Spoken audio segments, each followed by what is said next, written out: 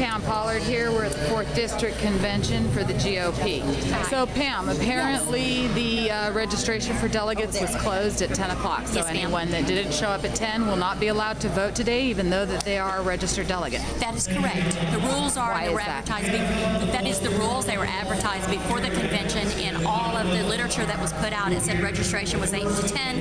That is the historical way it's been done. The rules for years and years and years. There's no reason to stray from those rules today. Okay, so if someone was late because they were stuck in traffic or they came a long distance like I did, I came from Stevens County, then I will not be able to vote here today. That is even correct. though I am registered and I have been to all of the rules. No. This is politics. No, it's You're rules. preventing people. No, if from you go to vote for the president and you show up at 7:05 at the polls, they will not let you vote because that's the It's rules. 10 a.m., Pam. This is not 7:05. This is 10 a.m. in the morning. I don't know a difference People between have the two. driven Now, a great if you would deal like of to, distance you can to be here. petition the convention. All right. I've already had 2 other people that called me, told me they're 20 minutes out. I told them they would not be delegates, and they understand that. 2 of them are coming. The other 2 said, "Well, I'm just going to go back home." Okay, well, I showed up. Okay. Right. You're welcome to petition the convention to see if they will allow you to be seated. The Credentials Committee will note that you were here at 10:12. Okay. And you're welcome How to do I petition do that? You're welcome to petition the convention. You need to go to your county chairman. What county are you in? Cleveland? Stevens. You need to go to your Stevens County chairman. I know that, you don't know your Stevens County chairman? Steve Fair. You need to go to Steve Fair. Let him know that you were denied at credentials because you were here late.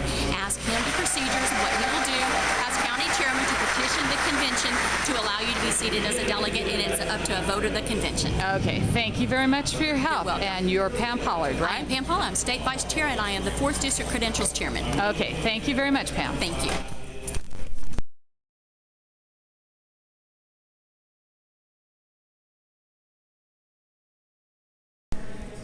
Hi, this is Heather Lewis reporting for InfoWars.com, and I'm here with Scott Pruitt, the Attorney General for the great state of Oklahoma.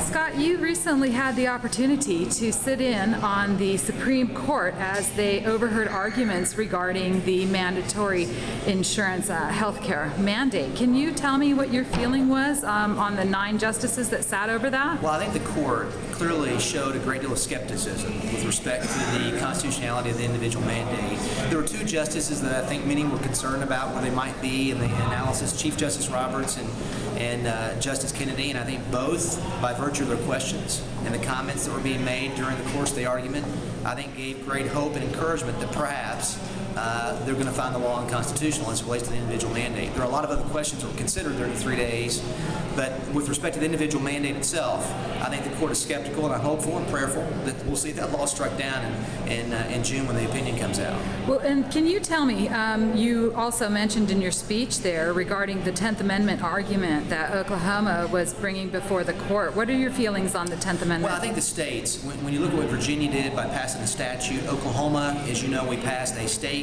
amendment to our Constitution, and that amendment said what? That no government, including the state, federal government, can compel us to purchase a good or service health insurance. And I think it's at the heart of what the 9th and 10th Amendment is about. If the federal government has the ability, under the Commerce Clause, to require us to purchase health insurance, that really is the equivalent of a police power, a plenary power that undermines the 9th and 10th Amendment, but more than that, undermines federalism. And so the law challenge that we were engaged in this year, the court's decision is very important to our future as it relates to federalism and the role of the states along with the federal government. Okay, do you feel that if they do not strike down the mandate, will Oklahoma be able to take this up again with them under the 10th Amendment? Well, I think that's what we're doing presently. So that's the reason the case and the outcome is so important. We've put our arguments before the court. They've responded, I think, with some questions that it caused there to be encouragement.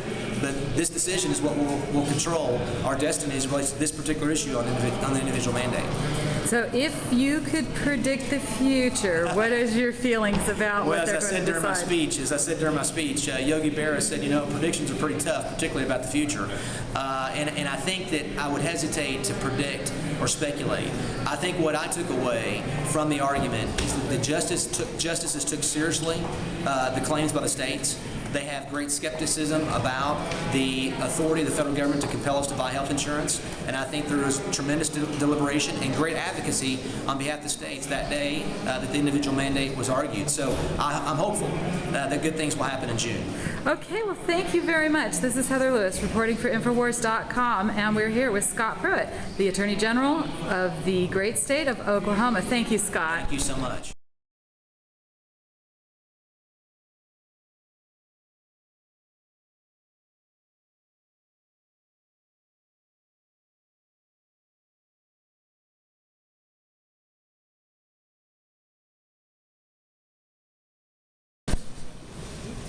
Frank Simpson made the second.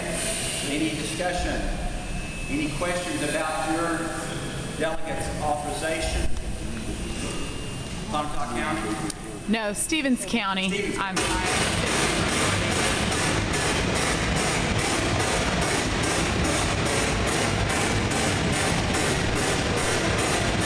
sound problem. I touched nothing.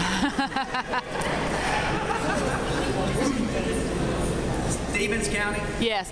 I was a registered delegate for Stevens County, and I was 10 minutes late, and I would like to petition the convention to allow me to sit as a delegate for Stevens County.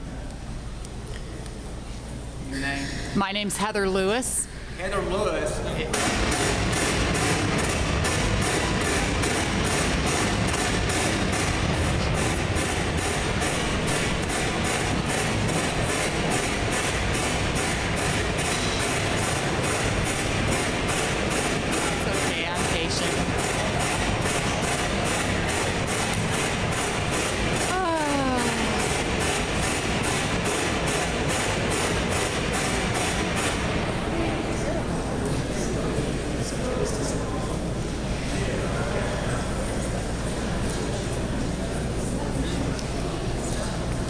All right, Heather Lewis was listed as a delegate from Stevens County.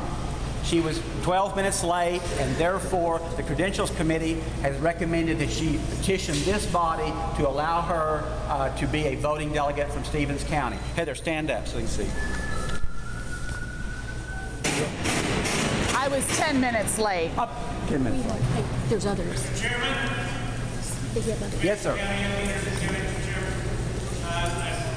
Move the amended credential report to include Thomas Reiner and Rebecca Reiner as legal writing delegates. There was two more delegates, All apparently. from Stevens County? What county was that from?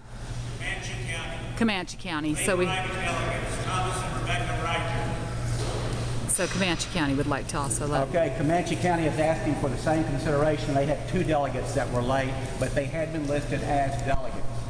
Do I hear a motion to accept these three people as delegates? So moved. Second. Okay. All in favor say aye. Yes. Any opposed? Thank you for your courtesy. Oh, thank